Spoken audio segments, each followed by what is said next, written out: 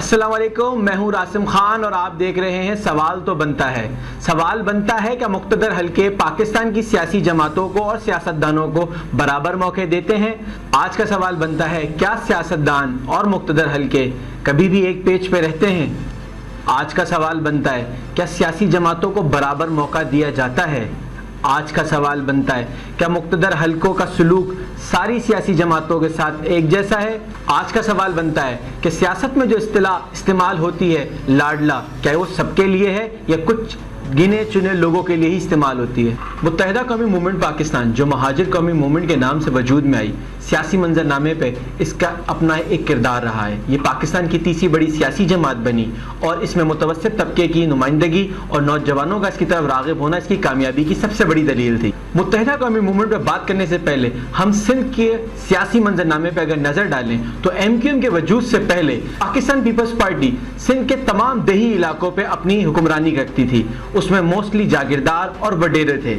सिंध के शहरी इलाकों कराची हैदराबाद में दाएं बाजू की जमात जमात इस्लामी का कंट्रोल था।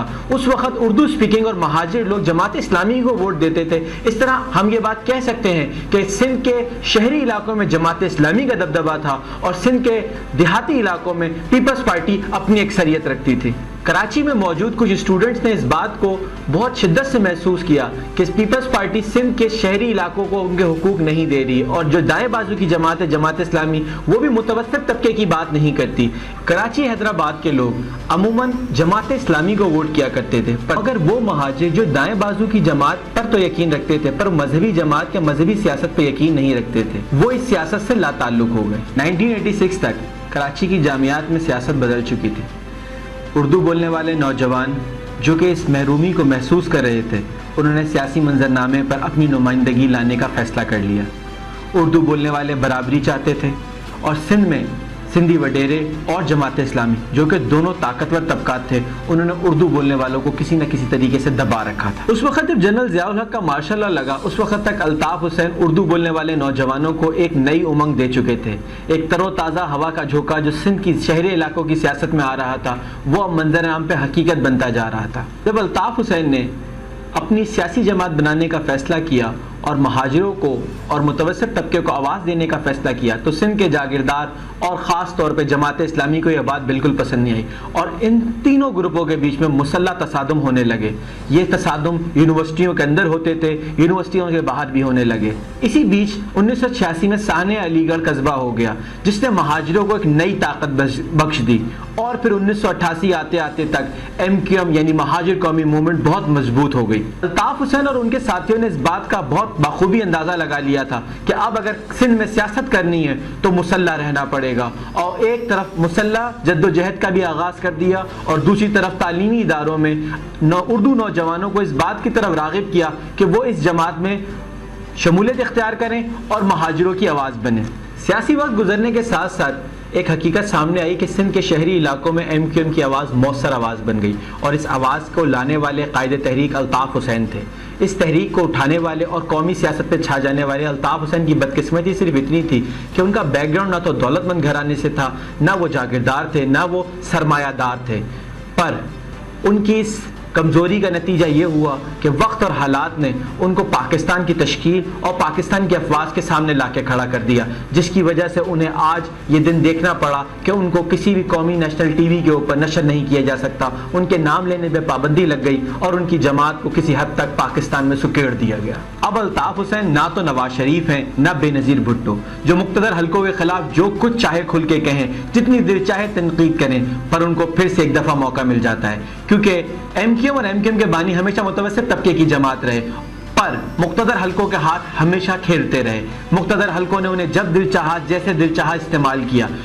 इस इस्तेमाल करने की वजह से आज MQM कराची और सिंध के शहरी इलाकों में नापैद होकर रह गई है। उनका वोटर उनसे नाराज़ है क्योंकि मिडिल क्लास की नज़र में MQM एक ऐसी जमात बनी जो हमेशा मुक़्तदर हल्कों की तरफ खड़ी रही।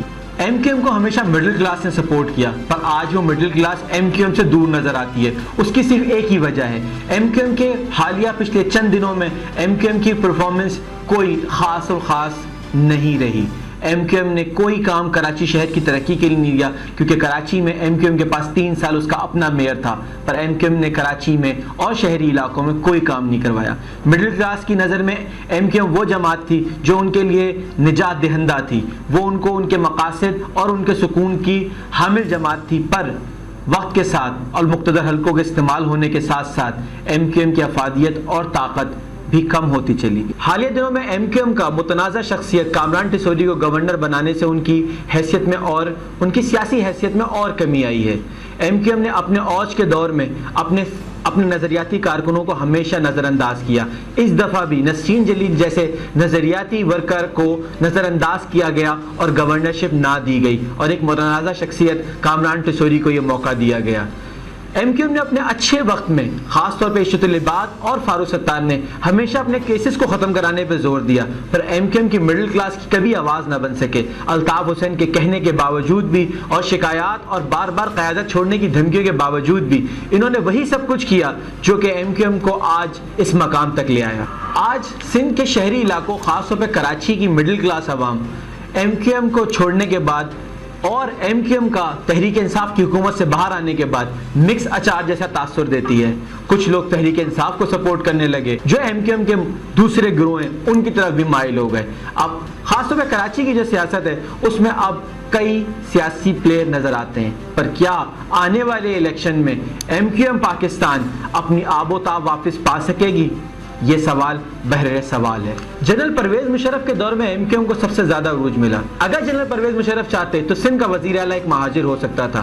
اس وقت بہترین طاقت تھی ایم کیو ایم کے پاس، پر ایسا نہ ہو سکا۔ وقت فہمی کے ساتھ ساتھ شاید یہ سندھ کے شہری علاقوں کے لیے ایک بڑا تحفہ ہوتا کہ ایک مہاجر صوبے کا وزیر اعلیٰ بنا، پر یہ نہ ہو سکا۔ اس کے نتیجے میں آج جو کچھ کراچی کی حال ہے اس پہ دکھ ہی کیا جا سکتا ہے، پر اس کا نتیجہ کوئی اور نہیں، کراچی کے اپنے بیٹے ہیں، خاص طور پہ MQM. MQM کے قائدین نے کبھی بھی کراچی کو اون نہیں کیا، انہوں نے ہمیشہ کراچی کو صرف اپنے سیاسی مقاصد کے لیے استعمال کیا، جس کا نتیجہ آج ایم کیو ایم کا زوال۔ اگر آج بھی کراچی کے لیے کوئی جماعت کچھ کر سکتی ہے تو وہ ایم کیو ایم پاکستان ہی ہے، پر یہ متحدہ قومی موومنٹ پاکستان کے لیے ایک لمحہ فکری ہے کہ انہوں نے اپنے اوج کے دنوں میں اور سیاست میں جب وہ آب و تاب پہ تھے انہوں نے کیا کیا ہے۔ میرے اپنے تجزیے کے مطابق ایم کیو ایم پاکستان کے پاس آج بھی بہت کچھ ہے کرنے کے لیے، پر ایم کیو ایم پاکستان شاید کرنا نہیں چاہتی، یا آج بھی ایم کیو ایم پاکستان مقتدر حلقوں کے ہاتھوں ہی گھری ہوئی ہے، جس کی وجہ سے ان کے قائد پہ پابندی لگ گئی۔ پر آج بھی شاید ایم کیو ایم یہ نہیں سمجھ سکی کہ ان کی جو اصلی حقیقت ہے وہ عوام ہے، وہ بھی کراچی کے شہری علاقوں کے۔ مجھے راسم خان کو دیجیے اجازت، اور اسپیڈ 92 کا فیس بک پیج، یوٹیوب اور ٹویٹر ضرور وزٹ کریں، اور آپ مجھے کمنٹ میں بتائیے گا کیا متحدہ قومی موومنٹ پاکستان کے بارے میں جو میرا تجزیہ ہے کیا وہ ٹھیک ہے، کیا ایم کیو ایم پاکستان ابھی بہت کچھ کر سکتی ہے؟ شکریہ۔